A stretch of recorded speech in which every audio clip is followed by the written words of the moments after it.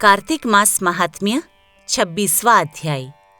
देवगणों के ऐसे वचन सुनकर धर्मदत्त ने कहा कि सब मनुष्य भगवान विष्णु की प्रसन्नता के लिए विधिवत आराधना, यज्ञ, दान, व्रत, तीर्थ तथा तप आदि करते हैं, किंतु ऐसा कोई सरल उपाय बताओ जिसके करने से इन सब का फल प्राप्त हो सके।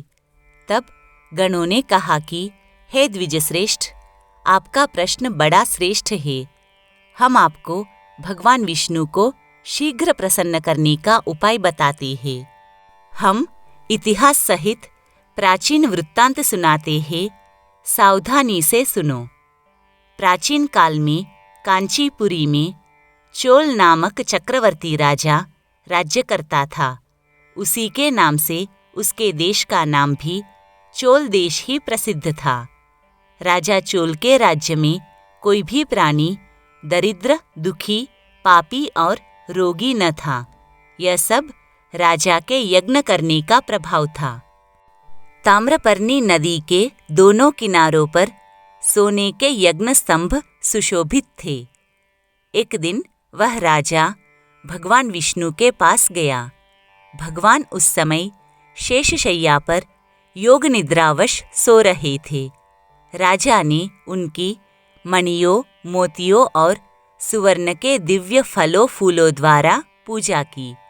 वह साष्टांग प्रणाम करके भगवान के चरणों के पास ही बैठ गया। थोड़ी देर के बाद राजा ने अपनी नगरी कांचीपुरी के ब्राह्मण विष्णुदास को वहां आते हुए देखा। विष्णुदास भगवान की पूजा के लिए तुलसी दल और जल लिए था। विष्णुदास ने वहां आकर भगवान को विष्णु सूक्त मंत्रों द्वारा स्नान करवाकर मंजरी तथा दलों से उनका विधिपूर्वक पूजन किया।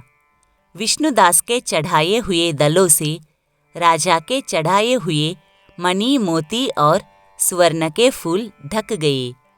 राजा यह देखकर क्रोध में भरकर बोला कि अरे मूर्ख, तूने मेरी चढ़ाई हुई मणियों, मोतियों और सोने के फूलों को तुलसी दल और अपने सारे फूलों से ढक दिया है।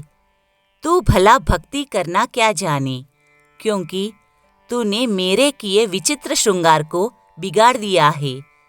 राजा की बात सुनकर विष्णुदास को भी क्रोध चढ़ाया और वह राजा के गौरव को तुच्छ समझकर कहने लगा कि हे राजन, तुम भक्ति करना नहीं जानते।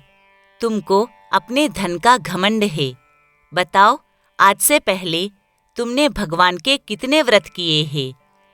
ब्राह्मण के ऐसे वचन सुनकर राजा ने घमंड से हंसकर कहा कि हे विप्र, भगवान की भक्ति के अभिमान से यदि तू ऐसी बात कह रहा है, तो मैं पूछता हूँ, तेरे जैसे ब्राह्मण में भगवान की भक्ति है ही कितनी? क्योंकि तुमने आज तक भगवान की प्रसन्नता के लिए कुछ भी नहीं किया। तुमने ना ही कोई मंदिर बनवाया है। तुम भला इस प्रकार की भक्ति का, जैसे कि तुम कर रहे हो, क्या गर्व कर सकते हो? यहाँ जितने भी ब्राह्मण बैठे हैं, मेरी बात को ध्यानपूर्वक सुने और देखे कि भगवान विष्णु के दर्शन मुझे होते हैं या कि उसे। इसके बाद दोनों की भक्ति के संबंध में आप लोग जान लेंगे।